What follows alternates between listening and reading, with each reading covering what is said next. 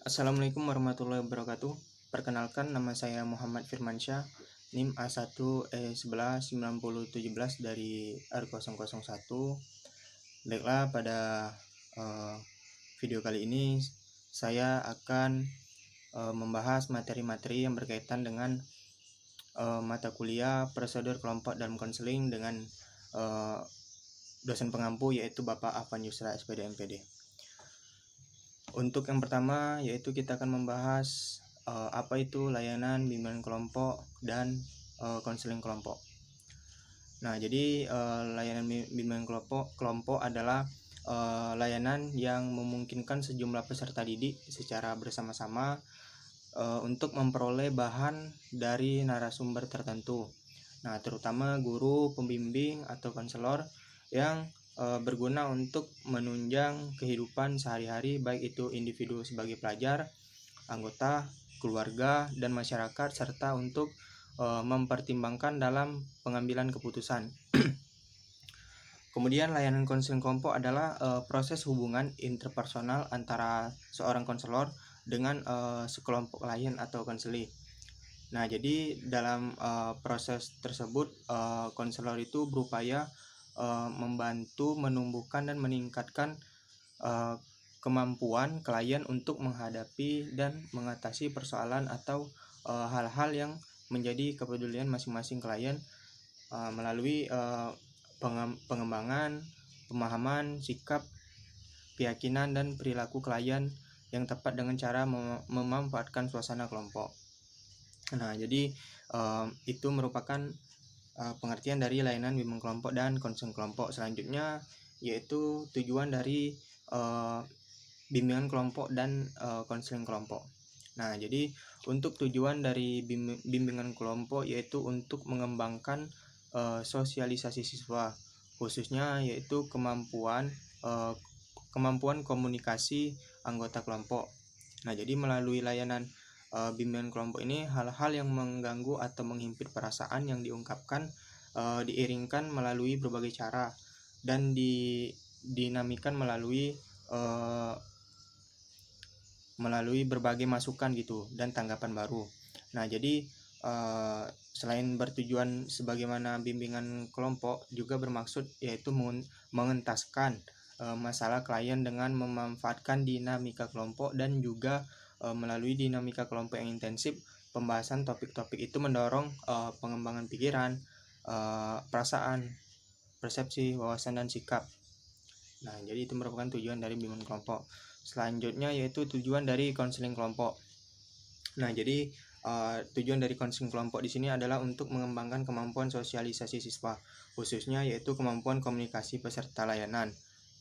Dalam kaitan ini sering terjadi bahwa kemampuan bersosialisasi atau berkomunikasi seseorang itu sering terganggu gitu, baik itu dari perasaan, pikiran, persepsi, wawasan, dan sikap yang tidak objektif. Nah, itu jadi tujuan dari konseling kelompok. Selanjutnya yaitu asas dalam bimbingan kelompok. Nah, jadi asas dalam bimbingan kelompok di sini ada beberapa. Pertama yaitu ada asas kerahasiaan. Kemudian ada asas keterbukaan. Kemudian ada asas kesukarelaan, dan terakhir yaitu ada asas kenormatifan. Jadi kita akan membahas satu persatu dari beberapa asas yang saya sebutkan. Pertama yaitu asas kerahasiaan. Nah, jadi di asas kerahasiaan ini para anggota kelompok harus menyimpan dan merahasiakan informasi apa saja yang dibahas kelompok, terutama hal-hal yang tidak diketahui orang lain.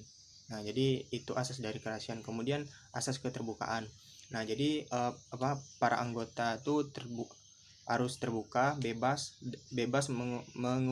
mengemukakan pendapatnya, baik dari itu ide, saran tentang apa saja gitu yang dirasakan dan dipikirkannya tanpa adanya rasa malu dan ragu.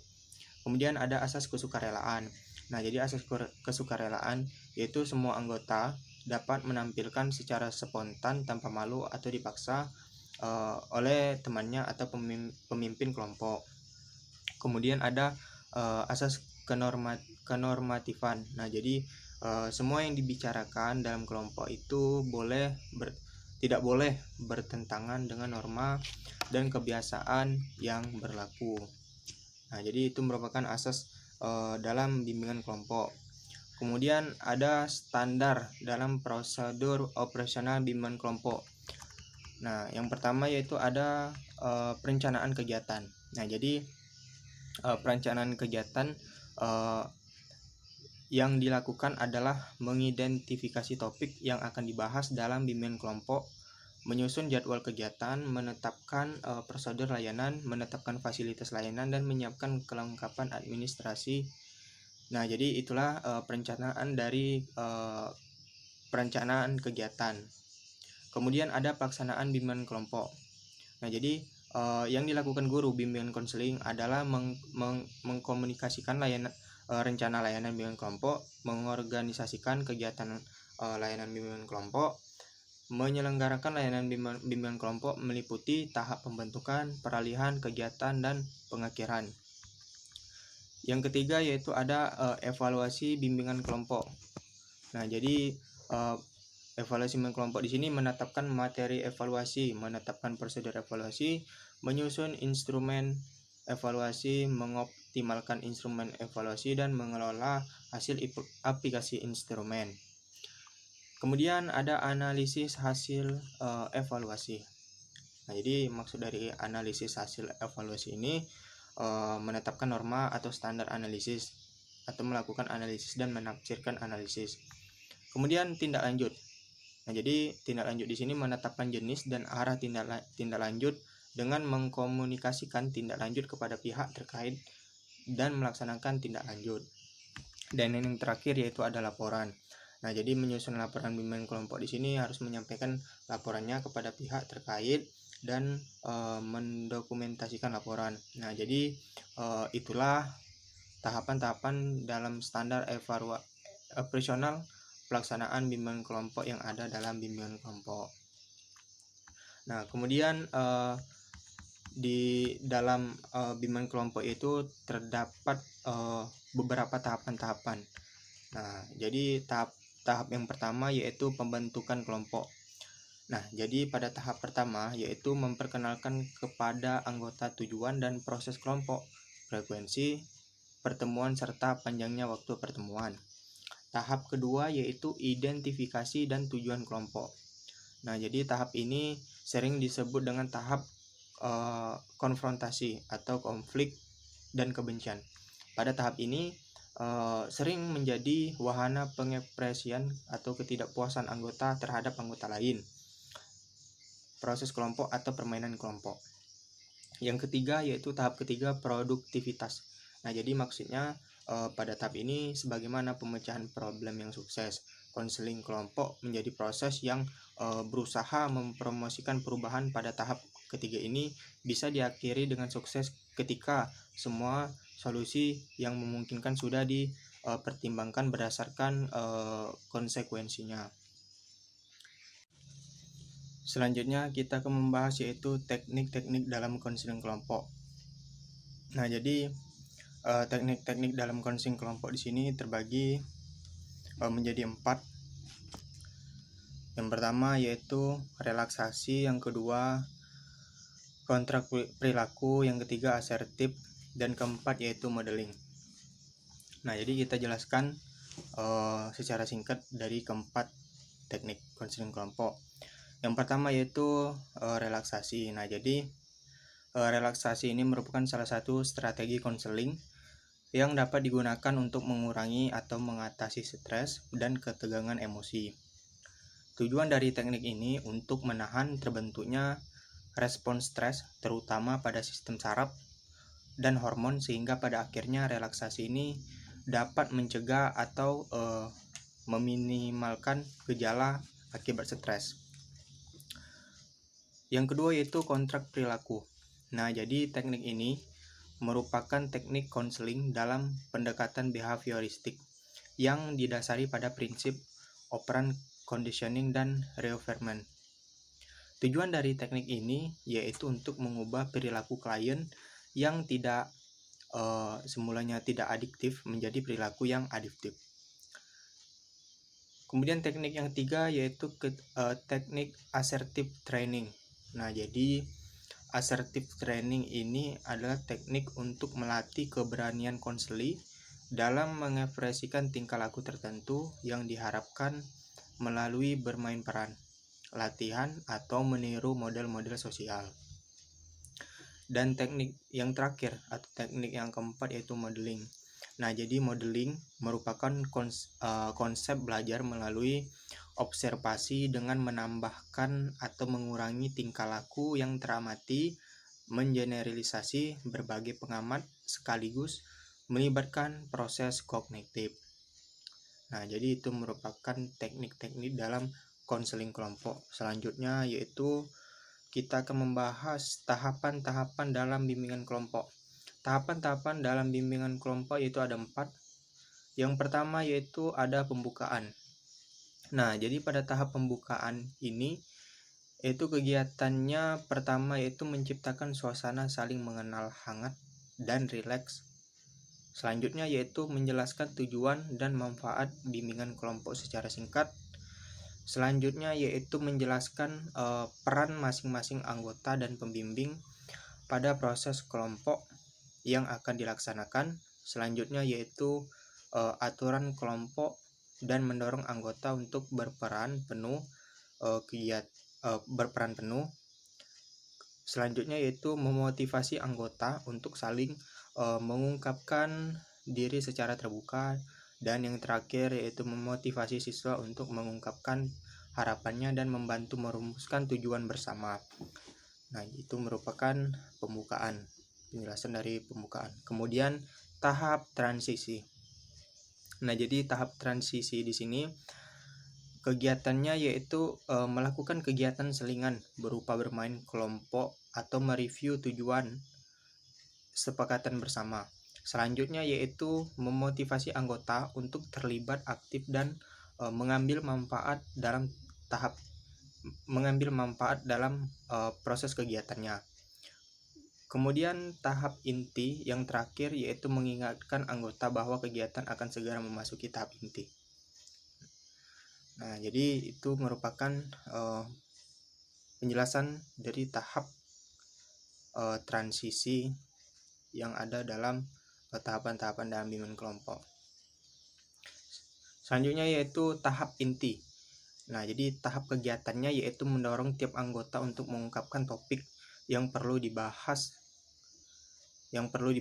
dalam proses bimbingan kelompok. Nah, jadi pada proses bimbingan kelompok ada 2 topik yang bisa dibahas, yaitu topik bebas dan topik tugas. Dan yang terakhir yaitu penutupan. Nah, jadi penutupan kegiatannya yaitu mengungkapkan kesan dan keberhasilan yang dicapai oleh setiap anggota. Yang kedua yaitu merangkum proses dan hasil yang dicapai. Dan yang ketiga yaitu mengungkapkan kesan dan keberhasilan dicapai oleh setiap anggota. Yang kedua yaitu merangkum proses dan hasil yang dicapai. Yang ketiga yaitu mengungkapkan kegiatan lanjutan yang penting bagi anggota kelompok. Dan yang keempat yaitu menyatakan bahwa kegiatan akan segera berakhir di tahap penutupan ini. Dan yang terakhir yaitu menyampaikan kesan dan harapan. Nah, jadi itu merupakan tahapan-tahapan dalam bimbingan kelompok.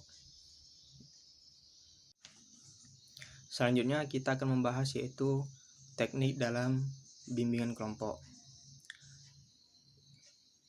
Teknik-teknik dalam bimbingan kelompok yaitu terbagi menjadi 4. Yang pertama yaitu diskusi kelompok, yang kedua sosiodrama, yang ketiga yaitu psikodrama, dan yang terakhir yaitu homeroom. Nah, jadi kita jelaskan dulu terlebih dahulu pengertian dari diskusi kelompok. Nah, jadi diskusi kelompok adalah suatu percakapan yang dilakukan oleh 3 orang atau lebih melalui proses bertukar pikiran dan argumentasi pemecahan masalah bersama-sama.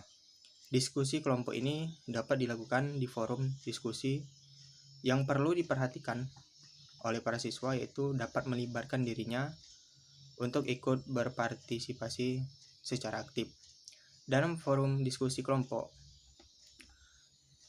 tujuan dari diskusi kelompok untuk mengembangkan perhatian terhadap diri sendiri dengan mengembangkan kesadaran tentang diri atau diri orang lain, kemudian mampu mengembangkan pandangan baru mengenai hubungan antara manusia.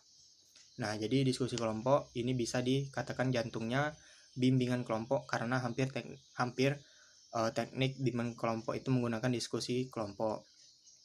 Yang kemudian yaitu teknik selanjutnya yaitu sosiodrama. Nah, jadi konsep dasarnya yaitu melalui sosiodrama atau permainan peran ini, konseli atau setiap anggota kelompok akan diajak untuk melakukan rangkaian peran yang mencerminkan kehidupan nyata atau perilaku sosial yang menjadi kepedulian bersama setiap anggota dari peran yang dimainkan. Dilakukan diskusi pembahasan secara mendalam untuk mendapatkan insight sehingga bahan menjadi pelajaran sekaligus refleksi setiap anggota. Nah, jadi tujuan dari metode sosiodrama yaitu agar siswa dapat menghargai perasaan orang lain, dapat belajar bagaimana memberi tanggung jawab, dapat belajar bagaimana mengambil keputusan dalam situasi kelompok secara spontan, dan merangsang kelas untuk berpikir dan memecahkan masalah. Kemudian ada prosedur teknik sosiodrama. Di sini ada tahapan-tahapannya. Yang pertama yaitu persiapan. Persiapan yaitu mengemukakan masalah dengan tema yang akan disosiodramakan dan diadakan tanya jawab untuk memperjelas masalah dan peranan-peranan yang dimainkan. Selanjutnya yaitu membahas skenario sosiodrama. Nah, jadi dibuat dulu skenarionya pada tahap ini sebelum bermain peran konselor. Menyiapkan skenarionya di dalam memainkan peran siswa, tidak perlu menghafal naskah, hanya perlu mempersiapkan diri. Nah, jadi siswa hanya melihat judul dan garis besar isi skenario yang berkaitan dengan apa yang akan dibahas. Selanjutnya yaitu menentukan kelompok yang akan memainkan sosiodrama sesuai dengan kebutuhan skenario. Konselor memiliki individu yang memegang peran tertentu. Selanjutnya ada menentukan kelompok penonton dan menjelaskan tugas-tugasnya. Tugas kelompok penonton adalah anggota kelompok lainnya tidak ikut menjadi pemain. Selanjutnya yaitu pelaksanaan sosiodrama. Pemimpin kelompok atau konselor memberikan kebebasan kepada anggota kelompok yang mendapat peran melaksanakan peran yang dimainkan. Dalam permainan ini diharapkan terjadi identifikasi pemain maupun penonton dengan peran-peran yang dimainkannya. Siswa diberikan kesempatan untuk mengekspresikan penghayatan mereka pada saat memainkan peran. Selanjutnya yaitu ada evaluasi dan diskusi. Setelah selesai permainan diadakan diskusi mengenai pelaksanaan permainan berdasarkan hasil observasi atau tanggapan-tanggapan penonton. Nah, evaluasi ini adalah diskusi setelah melaksanakan sosiodrama. Selanjutnya yaitu ulangan permainan. Dari hasil diskusi dapat ditentukan apakah ada perlu diadakan ulangan permainan atau tidak. Selanjutnya yaitu kita akan membahas yaitu psikodrama. Jadi psikodrama di sini merupakan permainan peran yang dimaksudkan agar individu yang bersangkutan dapat memperoleh pengertian lebih tentang intinya dan menemukan konsep pada dirinya dan menyatakan kebutuhan-kebutuhannya dan menyatakan reaksi-reaksi terhadap tekanan-tekanan terhadap dirinya. Kita pertegas lebih jauh dijelaskan bahwa psikodrama merupakan dramatisasi dari persoalan-persoalan yang berkaitan dengan gangguan serius dalam kesehatan mental partisipan.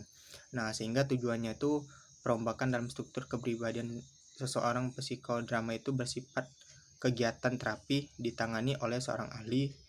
Di psikoterapi, tujuan dari psikodrama adalah membantu peserta didik memperoleh pengertian yang baik tentang diri sendiri sehingga dapat menemukan konsep diri, kebutuhan-kebutuhan, dan reaksi-reaksi yang tepat terhadap tekanan yang akan dialaminya. Nah, untuk komponen dalam psikodrama yaitu ada panggung permainan, yaitu adalah tempat untuk mereka memerankan dramanya. Selanjutnya yaitu ada pemimpin psikodrama. Nah, di sini psikodrama mempunyai 3 peran, yaitu sebagai prosedur, katalisator, dan pengamat atau analisis. Selanjutnya yaitu ada peran utama atau protagonis. Pemegang peran utama adalah individu yang dipilih oleh kelompok dan pemimpin kelompok untuk memerankan kembali kejadian yang penting yang dialami mulai dari kejadian waktu yang lampau ataupun yang pada masa sekarang. Selanjutnya yaitu prosedur pelaksanaan psikodrama. Beberapa prosedur yang umum dilakukan adalah role precaution dan role reversal, loyalty mirror, dan modeling. Selanjutnya teknik homeroom. Pada dasarnya merupakan salah satu teknik bimbingan kelompok yang dilakukan oleh guru atau guru pembimbing sesuai dengan menciptakan suasana kekeluargaan yang bertujuan untuk mengenal lebih dekat siswanya sehingga dapat membantu lebih efektif. Nah, selanjutnya ada tujuan dari teknik homeroom, yaitu membantu mengatasi masalah siswa, mengakrabkan siswa dengan situasi baru, memahami diri, menghargai pendapat orang lain, melatih sosialisasi komunikasi dalam kelompok, dan mengembangkan minat siswa. Materi selanjutnya yaitu apa sih standar prosedur operasional konseling kelompok. Nah, jadi standar prosedur operasional konseling kelompok yaitu ada perencanaan, pelaksanaan, evaluasi, analisis, tindak lanjut, dan laporan. Nah, jadi perencanaan di sini maksudnya yaitu kegiatan yang dilakukan untuk membentuk kelompok, mengidentifikasi dan meyakinkan klien, dan juga menyiapkan kelengkapan administrasi untuk pelaksanaannya, yaitu guru BK adalah mengkomunikasikan rencana layanan konseling kelompok dan juga harus meliputi tahap-tahap seperti pembentukan peralihan kegiatan dan pengakhiran untuk evaluasinya. Selanjutnya yaitu menetapkan materi evaluasi, menetapkan prosedur evaluasi, dan mengoptimalisasi instrumen evaluasi dan mengolah hasil aplikasi instrumentasi. Untuk analisisnya yaitu menetapkan norma atau standar analisis, melakukan analisis dan menafsirkan hasil analisis. Untuk tindak lanjutnya sendiri yaitu menetapkan jenis dan arah tindak lanjut dan mengkomunikasikan rencana tindak lanjut kepada pihak terkait dan melaksanakan tindak lanjut untuk terakhir yaitu ada laporan. Nah, jadi laporan di sini disusun dalam konseling kelompok dan menyampaikan kepada pihak terkait dan mendokumentasikan laporan. Pembahasan selanjutnya yaitu apa sih yang harus dilakukan sebelum melaksanakan konseling kelompok. Nah, jadi sebelum melaksanakan konseling kelompok, hendaknya kita harus menyusun terlebih dahulu RPL. Kemudian apa saja sih tahap-tahap dalam pelaksanaan konseling kelompok? Nah, jadi tahap-tahapan dalam pelaksanaan konseling kelompok ada 4 tahap, yaitu pertama atau yang awal yaitu salah satu kunci akan keberhasilan proses konseling kelompok yaitu konselor membuka konseli, kemudian mengelola memanfaatkan dinamika kelompok, membutuhkan waktu 1 atau 2 sesi pertama. Selanjutnya ada tahap transisi. Nah, jadi tahap transisi yaitu tahap peralihan. Selanjutnya ada tahap kerja atau tahap inti yang merupakan pembahasan materi yang sangat inti. Selanjutnya ada tahap kelompok. Selanjutnya guru BK atau konselor harus memahami sifat dasar konseli kelompok, yaitu menitik beratkan hubungan antara pribadi, komunikasi yang terbuka dan menyajikan perkembangan bagi seluruh anggota kelompok sehingga pemilihan teknik akan sesuai dan berjalan efektif. Selanjutnya yaitu menentukan kriteria evaluasi. Nah, di sini kriteria evaluasi merupakan patokan yang akan digunakan untuk menilai suatu kegiatan atau aktivitas. Artinya, berdasarkan kriteria tersebut, suatu kegiatan atau program dapat dikatakan berhasil atau belum. Nah, di sini dalam evaluasi terdapat 3 istilah, yaitu variabel, indikator, dan kriteria. Selanjutnya, yaitu memilih instrumen penilaian. Nah, di sini instrumen penilaian dipilih untuk digunakan untuk pengumpulan data berdasarkan tujuan data yang dikumpulkan dalam penilaian proses dalam bimbingan konseling. Jenis instrumen yang digunakan yaitu meliputi angket, kuesioner, pedoman, observasi, dan studi dokumentasi. Pembahasan selanjutnya yaitu memilih analisis data yang telah terkumpul dengan berbagai instrumen pengumpulan data. Analisis dengan menggunakan analisis data secara kualitatif ataupun kuantitatif hasil analisis data setiap indikator dibandingkan dengan kriteria yang ada di indikator, hingga dapat disimpulkan apakah setiap indikator pelaksanaan program bimbingan telah selesai atau belum. Selanjutnya yaitu pembuatan laporan. Nah, jadi di sini pembuatan laporan berdasarkan analisis data selanjutnya disusunlah laporan pelaksanaan penilaian proses dalam bimbingan konseling. Selanjutnya, pembahasan selanjutnya yaitu apa sih evaluasi layanan bimbingan kelompok dan konseling kelompok. Jadi evaluasi bimbingan kelompok dan konseling kelompok adalah proses mengumpulkan informasi secara terencana untuk menentukan derajat kualitas keberhasilan layanan kelompok dan layanan bimbingan kelompok dan konseling kelompok. Yang kedua yaitu mengapa evaluasi perlu dilakukan. Nah, jadi untuk mengetahui tingkat keberhasilan dan digunakan sebagai dasar pengembangan layanan berikutnya. Selanjutnya, dari mana kita bisa melihat keefektifan layanan bimbingan kelompok? Nah, penilaian hasil dilakukan untuk memperoleh informasi tentang keefektifan layanan bimbingan kelompok. Dilihat dari hasil kegiatan pelaksanaannya pada akhir program atau kegiatan pelaksanaan tindak lanjut. Ini sebagai bentuk respon cepat dan refleksi yang dilakukan guru BK dan konselor atas permasalahan-permasalahan yang teridentifikasi selama proses pemberian layanan tindak lanjut sebagai tahap akhir dilakukan untuk memperbaiki program bimbingan konseling. Tahun berikutnya, jika hasil evaluasi secara keseluruhan dilakukan dengan baik, maka tindak lanjut dapat dilakukan untuk pengembangan atau peningkatan program menuju pencapaian tujuan dengan target yang lebih tinggi dan kompleks. Nah, berdasarkan hasil evaluasi pelaksanaan layanan bimbingan dan konseling kelompok, maka bisa diberikan tindak lanjut, misalnya layanan konseling individual, bimbingan klasikal, ataupun kebutuhannya, ataupun permasalahan klien. Selanjutnya yaitu kita akan membahas bagaimana dengan laporan. Nah, jadi laporan